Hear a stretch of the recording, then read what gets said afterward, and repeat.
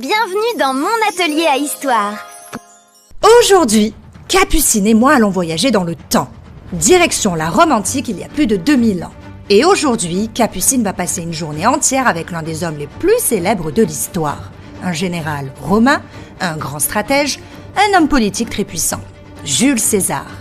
J'ai hâte de le rencontrer. Mais avant de commencer, si vous aimez découvrir l'histoire en famille, abonnez-vous et activez la cloche. Est-ce que vous êtes prêts ? Toujours prête, Tati.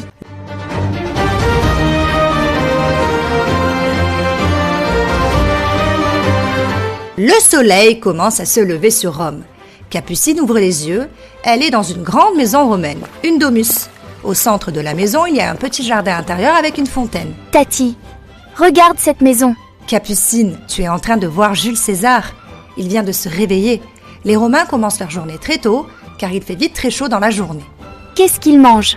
À 7 heures, César prend un petit repas très simple. Les Romains appellent cela le iantaculum. Souvent du pain, des fruits, parfois du fromage et du miel.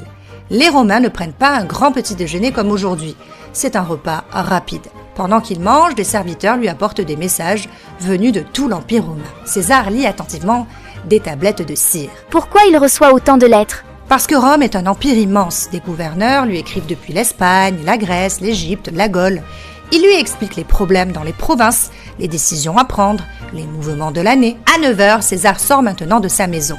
Devant la porte, une foule l'attend. Pourquoi toutes ces personnes sont là ? C'est une tradition romaine appelée le salutatio. Chaque matin, des citoyens viennent saluer des hommes puissants. Ils demandent de l'aide, du travail ou des conseils. César écoute plusieurs personnes. C'est aussi une façon de gagner le soutien du peuple. Il est 11 heures et César marche maintenant vers le Sénat de Rome. C'est ici que les lois sont décidées ? Le Sénat est un grand bâtiment où les hommes politiques débattent. Les sénateurs discutent des impôts, des guerres, des décisions importantes pour la République. Quand César arrive, beaucoup de sénateurs se taisent, car il est devenu l'un des hommes les plus puissants de Rome. Mais certains commencent à se méfier de lui. À 13 heures, César rentre chez lui pour manger. Chez les Romains, le repas principal s'appelle la cena. Ils mangent quoi ? Cela dépend de leur richesse. Chez César, on peut trouver du pain, des olives, du poisson, des légumes, du fromage et parfois de la viande. Les Romains mangent souvent allongés sur des banquettes autour d'une table.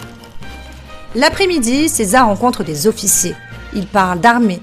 Sur une grande carte, ils observent les territoires de l'Empire. On dirait qu'ils parlent de guerre. Oui, César a mené une guerre très célèbre, la conquête de la Gaule.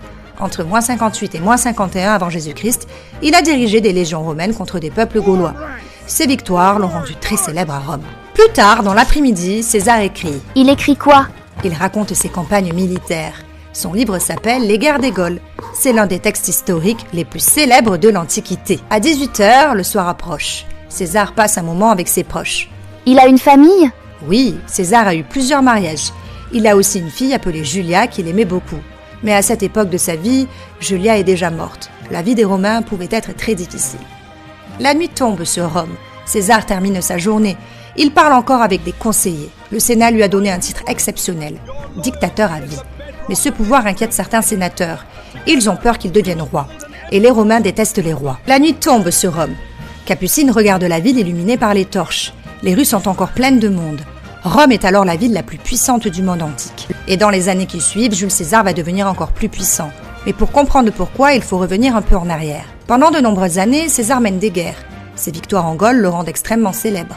Mais à Rome, certains hommes politiques commencent à s'inquiéter. Ils ont peur qu'il prenne trop de pouvoir. À cette époque, Rome est une république. Cela signifie que plusieurs dirigeants se partagent le pouvoir. Mais César devient si puissant qu'il commence à dominer la vie politique. Qu'est-ce qu'il va se passer après ? Un autre homme très puissant s'oppose à lui. Il s'appelle Pompée. Les tensions deviennent de plus en plus fortes. Finalement, une guerre civile éclate entre les Romains eux-mêmes. César prend alors une décision très célèbre. Il traverse une petite rivière appelée le Rubicon avec son armée. En franchissant le Rubicon avec ses soldats, César déclare en quelque sorte la guerre contre ses ennemis politiques. Après plusieurs batailles, César remporte la victoire. Il devient alors le maître de Rome. Après sa victoire, César reçoit plusieurs honneurs. On lui donne un titre très particulier, dictateur à vie. Cela signifie qu'il possède presque tous les pouvoirs politiques. Il prend de nombreuses décisions pour transformer Rome. Il réforme le calendrier, il organise de nouvelles colonies, il aide les pauvres, il modernise certaines lois. Mais ce pouvoir inquiète de plus en plus certains sénateurs. Ils ont peur que César ne devienne un roi. Or, les Romains détestent les rois. Ah bon ? Peu à peu, un groupe de sénateurs organise un complot secret. Ils pensent agir pour sauver la République. Parmi eux se trouve même Brutus, un homme que César respecte beaucoup. La date choisie est le 15 mars de l'an -44, et les Romains appellent ce jour les idées de Mars. Ce matin-là, César se rend au Sénat. Comme d'habitude, il traverse Rome. Il ne sait pas que plusieurs sénateurs ont caché des poignards sous leurs torches. Rien de bon ne peut se passer avec des poignards. Quand la réunion commence, les conspirateurs s'approchent de lui. Et soudain, ils l'attaquent. Jules César est assassiné au Sénat. Mais c'est horrible! Mais les conspirateurs se trompent. Ils pensaient sauver la République.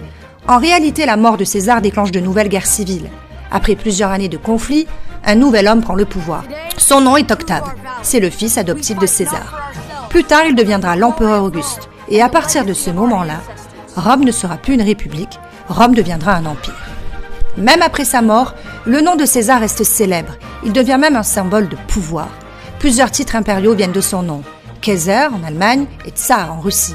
Comme quoi, un seul homme peut marquer l'histoire pendant des milliers d'années. Oh oui, on en parle même à l'école, alors c'est pour dire... Passons au quiz. Voyons si vous avez bien suivi. Dans quelle ville vivait Jules César? A. Athènes, B. Rome, C. Alexandrie. La bonne réponse est la réponse B. Rome. Question numéro 2. Quel territoire Jules César a-t-il conquis? A. La Gaule, B. l'Égypte, C. la Chine.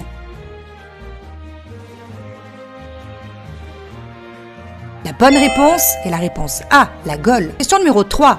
Comment s'appelle le livre célèbre qu'il a écrit? A. l'Odyssée, B. l'Énéide, C. la guerre des Gaules.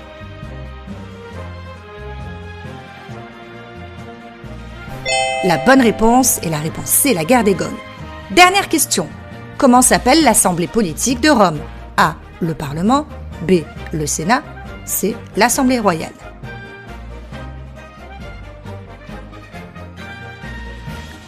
La bonne réponse était la réponse B, le Sénat. J'ai adoré rencontrer Jules César. Je suis contente que cette aventure t'ait plu, Capucine. Dites-nous en commentaire. N'oublie pas de dire à tes parents qu'ils peuvent nous retrouver sur Facebook, sur la page Mon Atelier à Histoire, pour suivre toute l'actualité de la chaîne, et sur TikTok et Instagram à Boussole Scolaire, si tes parents veulent de l'aide pour ta scolarité. À bientôt!